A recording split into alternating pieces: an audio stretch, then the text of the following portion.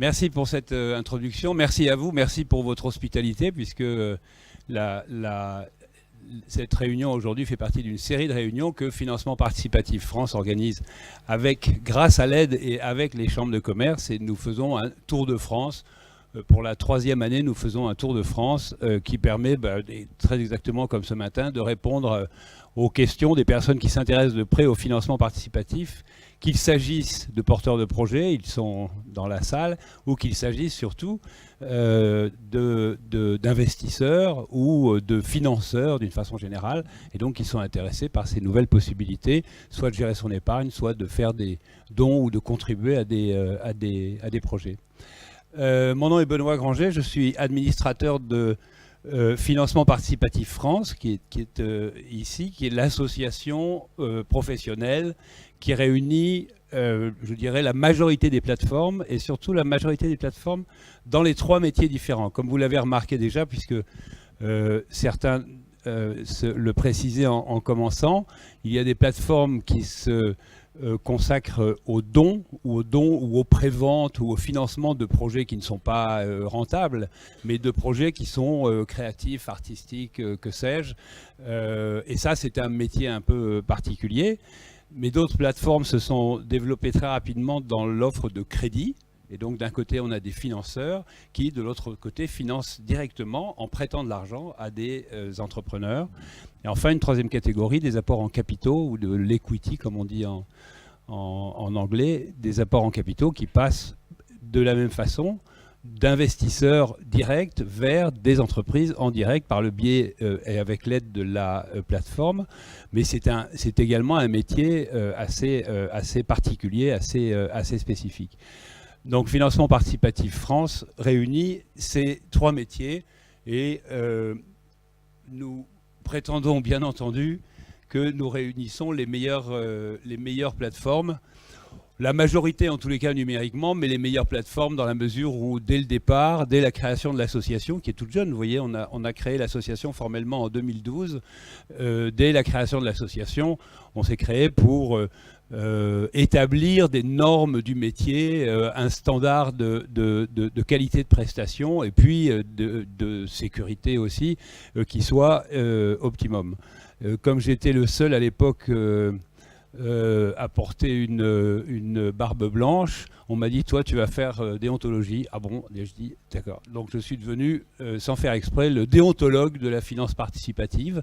Et c'est au titre d'administrateur de l'association, mais aussi de déontologue que j'insiste sur ce point. Effectivement, Financement Participatif France fait très très attention à ces questions au-delà du respect des obligations réglementaires qui sont nombreuses et très pesantes dans ces métiers financiers.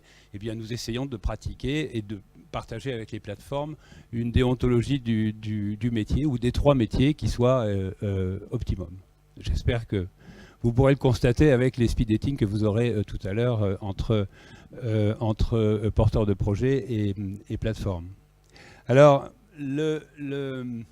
attendez, je suis allé trop vite ou voilà. Les écrans passent tout seuls. En gros, bon, pour aller vite, Financement Participatif France, c'est 140 membres. La moitié, ce sont des plateformes sur les 3 métiers, donc le don, avec ou sans contrepartie, les investissements, le prêt rémunéré ou le prêt non rémunéré. La réglementation a créé 2 catégories de prêts différentes avec des régimes légèrement différents, mais enfin, il s'agit toujours de prêts. Et l'autre moitié de nos membres, ce sont ce qu'on a appelé le collège de l'écosystème, sur la fois des personnes physiques, experts divers et variés, et aussi des personnes morales, des institutions diverses, associations, différents types d'institutions qui sont intéressées par le développement de la finance participative et donc qui ont adhéré à notre association et qui lui donnent une certaine dynamique. Nos missions... évidemment du plaidoyer d'abord et avant tout, parce que nous avons été associés dès le départ à l'élaboration de la réglementation. La réglementation sur la finance participative est très jeune, hein. Une ordonnance de mai 2014 et 2 décrets de septembre 2014, et puis après une série de textes, de circulaires et de textes divers venant des autorités financières et qui encadrent l'activité. Décidément, C'est curieux, hein, pourquoi ça se balade tout seul, ce slideshow? J'arrive plus à le faire bouger, au secours.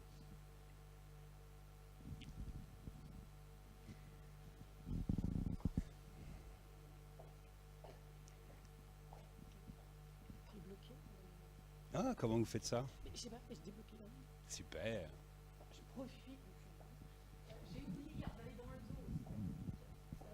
Si vous avez des questions, bien dans la salle, c'est facile. Pour ceux qui sont à Séminopolis, il y a le hashtag CCI Finance qui permet de poser des questions et d'être en réactivité et en participation aussi bien pour les sites distants et en replay que pour les personnes présentes dans la salle. Est-ce que c'est bon? Ça va, ça remarche. Super. Donc un travail de plaidoyer, bien entendu, auprès des régulateurs, l'autorité des marchés financiers, l'autorité de contrôle prudentiel et de résolution.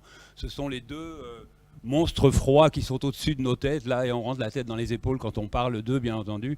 L'autorité des marchés financiers, c'est l'autorité qui régule tous les investisseurs. Nous sommes les plus petits, des petits poussés dans ces métiers-là.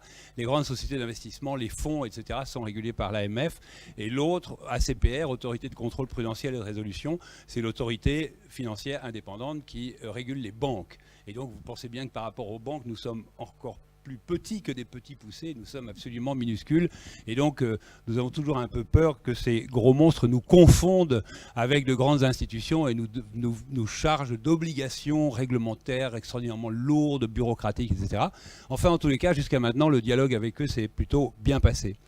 Une deuxième fonction, c'est la promotion des métiers, bien entendu. C'est exactement ce que nous faisons ici aujourd'hui. On a créé les assises de la finance participative où on a été accueillis de façon très sympathique et chaleureuse par le ministre de l'économie à Bercy. On organise chaque année depuis 3 ans la fête du crowdfunding. C'est vraiment la grande fête populaire qui accueille tout le monde, etc. Si vous êtes à Paris fin mai, vraiment, venez faire un tour, c'est sympa, il y a de la musique, il y a des kiosques, il y a de la bière, il y a etc. Et puis il y a de la bière financée par du crowdfunding, bien entendu, hein. Et puis il y a aussi évidemment des ateliers en petits groupes où on dialogue et on répond à toutes les questions et des financeurs, des investisseurs et des porteurs de projets. Et puis on publie un baromètre du financement participatif pour montrer un peu l'évolution, le succès du métier et l'évolution. Je vais vous montrer des données à l'instant. Et enfin, troisième fonction de l'association, déontologie. On a écrit ensemble, on en est à la 2e édition, un code de déontologie qui a été adopté par l'ensemble des plateformes membres de l'association et qui garantit, le mot est un peu fort, mais en tous les cas, qui montre aux partenaires de ces plateformes, du côté financeur comme du côté porteur de projet, il leur montre que les plateformes s'engagent sur des comportements qui déontologiquement sont sains. Alors, pour aller vite, je ne sais pas quel est le niveau d'information ou de sensibilisation auquel vous êtes dans cette salle par rapport au crowdfunding ou à la finance participative, mais en gros, le schéma est extrêmement simple. Vous avez plein de gens qui ont des projets, plein de gens qui ont il y en a plein à cette salle, je suppose. Et il y en a plein partout. Des gens qui ont des projets qui consistent à, je sais pas quoi, se mettre à son compte, créer un petit business, gagner de l'argent, mais aussi des projets de voyage, des projets éditer mon disque, mes chansons, des projets faire un film, des projets réunir des amis pour tel ou tel objectif. Bref, en tout cas des projets humanitaires, des projets artistiques, des projets de start-up, des projets rentables, des projets pas rentables, des projets risqués, des projets sans risque. Des projets, il y en a partout. Il y en a des foules, des multitudes. Et là, l'offre qui est faite par la finance participative ou le crowdfunding, ça consiste à dire, eh bien, le web nous permet désormais de vous proposer un espace d'accueil, un espace d'échange extraordinairement simple, rapide, facile et peu coûteux à utiliser. Je ne sais pas si vous avez déjà essayé, mais prenez l'une des enseignes qui sont ici présentes, googlez l'Endix, googlez Mimosa, googlez celle que vous voulez et allez voir. Et vous allez tomber sur des projets, plein de projets. Alors sur Lendix, ça ne sera pas les mêmes que sur Mimosa, bien entendu. Sur Mimosa, vous allez entendre parler de projets paysans, de légumes, de terres, de méthodes agricoles, de ceci, de cela, ce qui est très séduisant. Sur Lendix, vous allez plutôt entendre parler business, rentabilité, etc. Mais tout ça, c'est des projets. Et c'est essentiellement le point commun à ces différentes formes de finances participatives et à toutes ces démarches, c'est retrouver toutes sortes de projets sur une plateforme web et donc sur laquelle vont se rassembler et discuter ensemble, si vous voulez, négocier, faire des transactions. Les auteurs des projets en question qui présentent leur truc en disant « j'ai une idée, je vais faire ceci, je vais faire cela et j'ai besoin d'argent ». Et en face desquels il y a des financeurs, et les financeurs en question peuvent être, encore une fois, aussi bien des gens qui disent « ça c'est un truc qui me séduit, je donnerai volontiers 20 euros, 40 euros, 100 euros, que sais-je ». Un don clairement. Et puis, plus subtil, mon projet c'est d'éditer enfin les 12 chansons que j'ai composées et de faire mon premier CD. Allez, je le mets sur la plateforme et les financeurs, je leur promets qu'en échange des 20 euros ou des 30 euros qu'ils mettront sur la plateforme, ça permettra de financer l'édition de mon disque et quand il sera édité, ben, je le leur enverrai. Donc c'est pas exactement un cadeau, ce n'est plus exactement un cadeau, c'est plutôt proche de la pré-vente, c'est-à-dire que les gens qui sont séduits payent en avance en prenant le risque que ça marche ou que ça marche pas, payent en avance pour recevoir en cadeau entre guillemets ou en contrepartie ou en contre-don à leur don le CD en question, deuxième forme. D'autres projets, ça va être, voilà, je veux me mettre à mon compte, j'ai un petit projet de business qui va marcher bien, il faut quand même que j'investisse un peu dans ceci, dans cela, que sais-je, de la communication, 2 ou 3 matériels, 2 ou 3 outils, que sais-je, etc. J'ai pas les fonds, j'ai du mal avec la banque, j'ai des difficultés. Comment je fais? J'essaye de convaincre des gens sur une plateforme de me prêter les 10 000, 20 000, 50 000 euros dont j'ai besoin.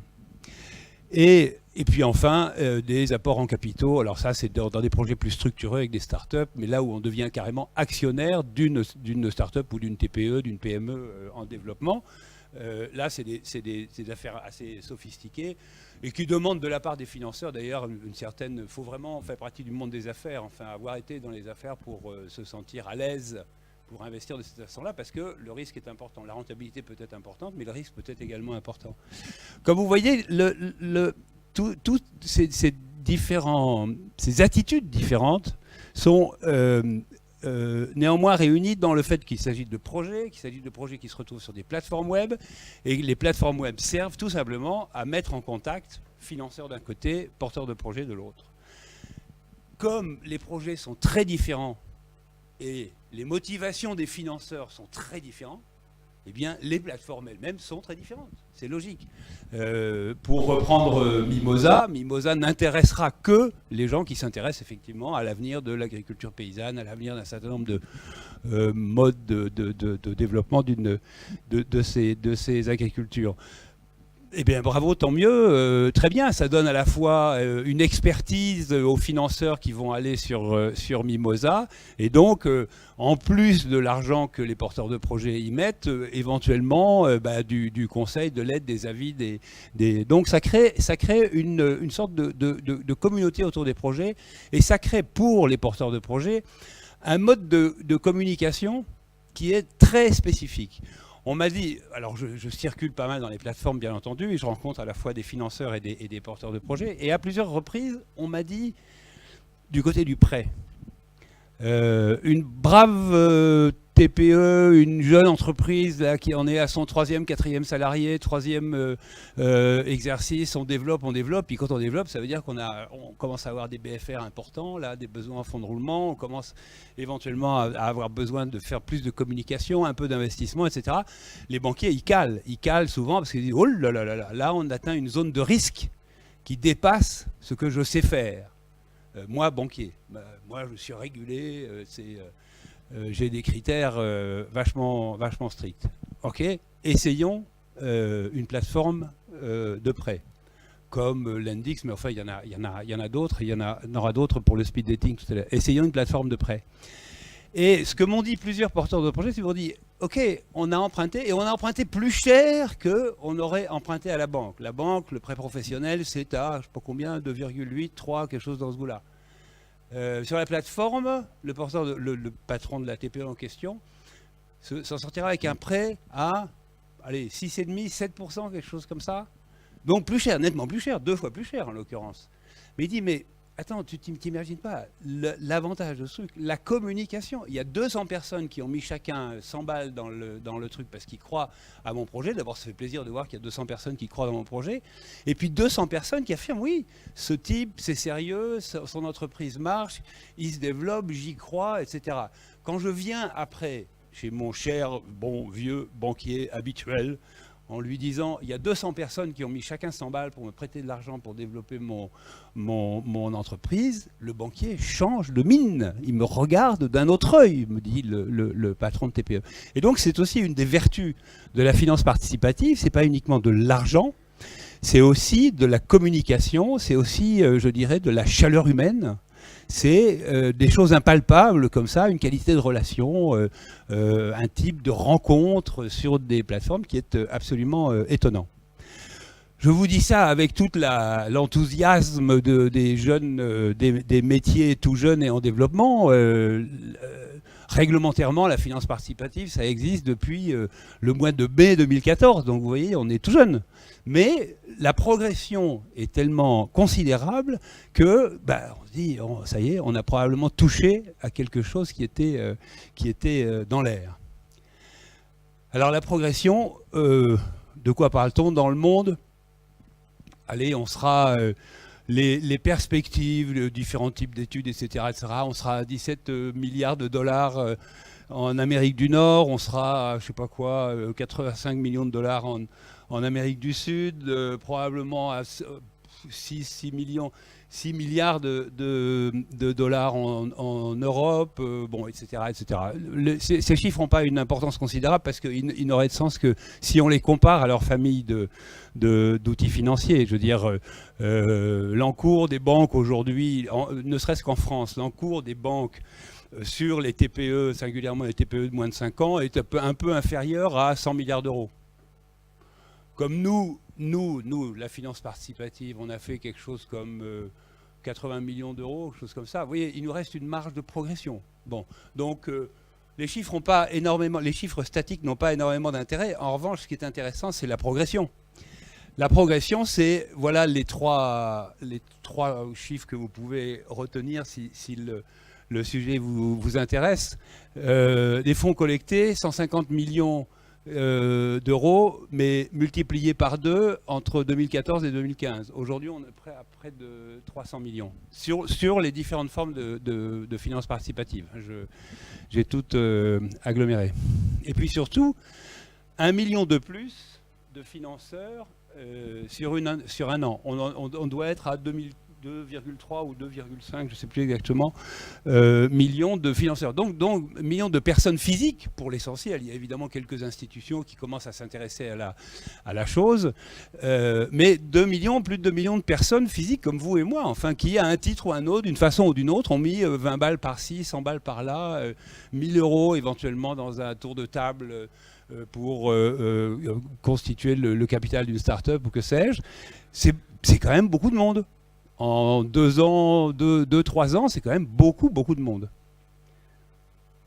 Et puis, alors après, qui sont ceux qui mettent de l'argent là-dedans? Voilà, c'est un portrait du français moyen. C'est pas exactement le français moyen. Et puis, d'ailleurs, peu importe, mais en tous les cas, on sent que dans l'opinion publique, il y a un effet de mode sans doute, probablement, mais un effet de séduction aussi de cette forme, vous voyez, de contribution à des projets. Oui, jette des gens en faisant des cadeaux, ou jette des gens en leur prêtant de l'argent, mais je jette des gens, je suis capable d'aider des gens.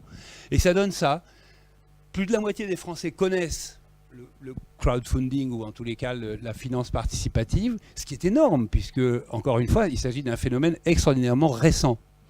Alors sur ceux qui connaissent, ou sur ceux qui ont plus exactement sur ceux qui pratiquent. La moitié sont des hommes, bon voilà, pas trop étonnant. Alors c'est un phénomène assez urbain, c'est-à-dire 30% vivent en Île-de-France, semble-t-il. Et ça, c'est beaucoup plus étonnant et intéressant. 44% des gens qui sont intervenus à un titre ou à un autre ont moins de 35 ans. Ça nous intéresse parce que ce qu'on sait, si vous voulez, ce que les grandes banques savent, toutes les études, sondages et compagnies savent sur le comportement financier des gens, c'est que vous constituez de l'épargne quand vous commencez à être un jeune adulte, vous prenez des crédits, vous êtes endetté pour votre maison, que sais-je. Après, nous constituons de l'épargne progressivement, et c'est à partir en général de 55 ans qu'on commence éventuellement à s'amuser un peu avec une partie de l'épargne en question. C'est-à-dire, bon, il y a de l'épargne de précaution, de l'épargne long terme, de l'épargne retraite, ceci, cela, etc. Puis on en garde un petit bout en disant, bah, ça, on va s'amuser un peu avec ça. Et s'amuser un peu avec ça, ça veut dire, tiens, si j'investissais dans une start-up, tiens, si je prêtais de l'argent à une entreprise, tiens, si je faisais ceci, cela.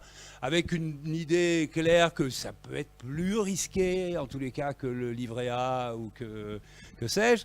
Mais c'est intéressant, ça permet de voir autre chose. Éventuellement, ça peut être plus rentable.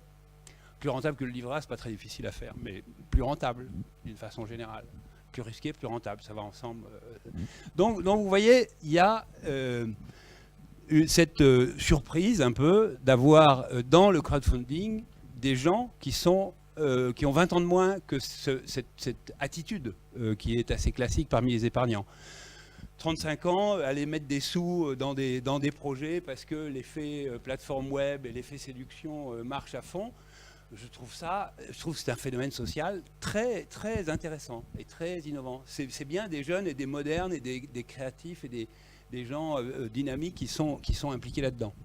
Après, 24% des revenus de 24 à 36 000, ça veut dire que les gens qui sont intéressés par la finance participative sont un peu plus CSP au-dessus que la moyenne. 60% ont une épargne inférieure à 10 000 euros, bah, ça veut dire que c'est pas un phénomène de riches, c'est pas les CSP++ qui gèrent leur épargne de cette façon-là. 60% habitent dans des communes de plus de 200 000 habitants. Bon, ça c'est un phénomène plus urbain. Alors, non pas pour terminer, mais pour introduire la suite, c'est mon côté, non pas déontologue, mais rassurant, réglementaire. Voilà le tableau du statut juridique et des contrôles qui s'appliquent à l'ensemble de la profession. En gros, on répartit les trois métiers et demi, si je puis dire, de cette façon-là.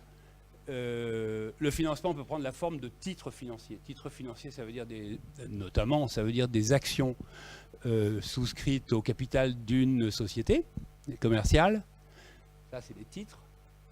Le statut de la plateforme s'appelle CIP, Conseil en investissement participatif.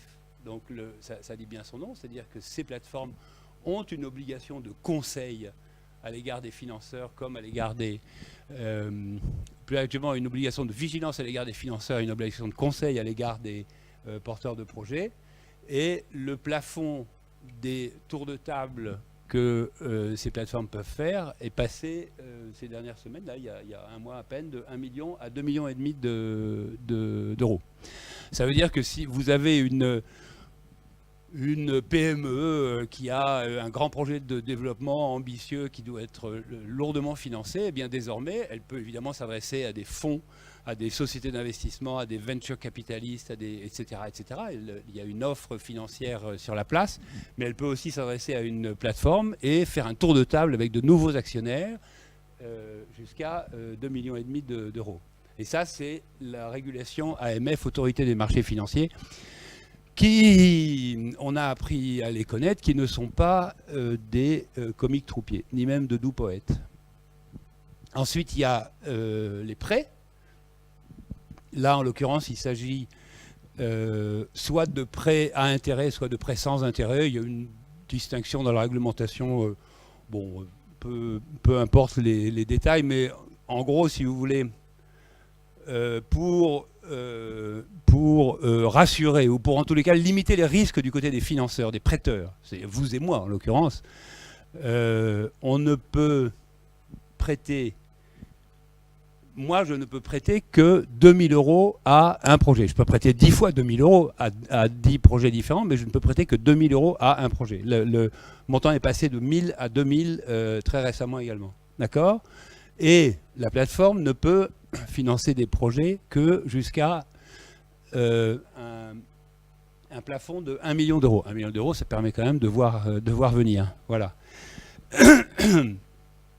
Mais donc, vous voyez, si j'ai sur cette catégorie d'épargne un peu ludique dont je vous parlais tout à l'heure, et je fais partie de la catégorie de plus de 50 ans, oui, absolument, je vous le confirme, je peux m'amuser avec 20 000 € en disant je vais mettre, tiens, je vais prêter 2 000 € à telle entreprise, je vais prêter 2 000 € à tel projet, je vais prêter 2 000 € à ceci, à cela, etc. Et effectivement, c'est une façon dynamique de gérer son épargne avec du risque en face d'une rentabilité qui est supérieure à ce qu'on trouve aujourd'hui sur les marchés. Autre formule, alors on rentre un peu dans des détails réglementaires, mais enfin, peu importe. La possibilité de faire des bons de caisse, je le cite ici parce que c'est extrêmement récent. C'est une réforme dont M. Macron a parlé à 2 ou 3 reprises et qu'il a obtenu de mettre en place. Bon de caisse, c'est un équivalent avec une autre structure juridique de prêt, mais ce sont les plateformes qui ont le statut de CIP qui peuvent l'utiliser. Et enfin, pour le don ou prévente, ou etc., ils peuvent adopter le statut d'IFP, c'est-à-dire d'intermédiaire en financement participatif, qui est le statut adapté au prêt, donc contrôlé par la Banque de France, contrôlé par l'autorité de contrôle prudentiel, blablabla, gérée par la Banque de France. Et donc ces plateformes peuvent avoir le statut d'IFP, peuvent adopter le statut d'IFP, mais c'est facultatif. Si elles adoptent le statut d'IFP, ça inspire plus confiance que si c'est une brave, simple, gentille, petite association 1901, machin chose, vous voyez. Mais bon, peu importe. Donc ça, c'est pour vous, que vous soyez porteur de projet ou que vous soyez financeur, ça c'est fait pour vous rassurer. C'est-à-dire que si vous allez sur des plateformes et que vous dites, vous recherchez en gros quel est le statut de ces plateformes, qu'est-ce qu'ils font, est-ce qu'on les surveille, eh bien vous cherchez ça et ça, CIP, IFP. Si vous voyez écrit CIP, IFP, je suis enregistré en tant que CIP numéro machin chose auprès de l'AMF, etc. Ou je suis enregistré comme IFP, etc., etc. A priori, ça devrait vous rassurer. Mais ce qui doit surtout vous rassurer, c'est est-ce que c'est un membre de Financement Participatif France ou pas ? Bien entendu. Ça, c'est une page de publicité pour la maison FPF. Et voilà. Et maintenant, je vais changer de casquette après vous avoir asséné ce long discours. Je vais changer de casquette pour accueillir sur ce plateau les personnes qui vont venir discuter de choses beaucoup plus concrètes, c'est-à-dire les porteurs de projets et des plateformes.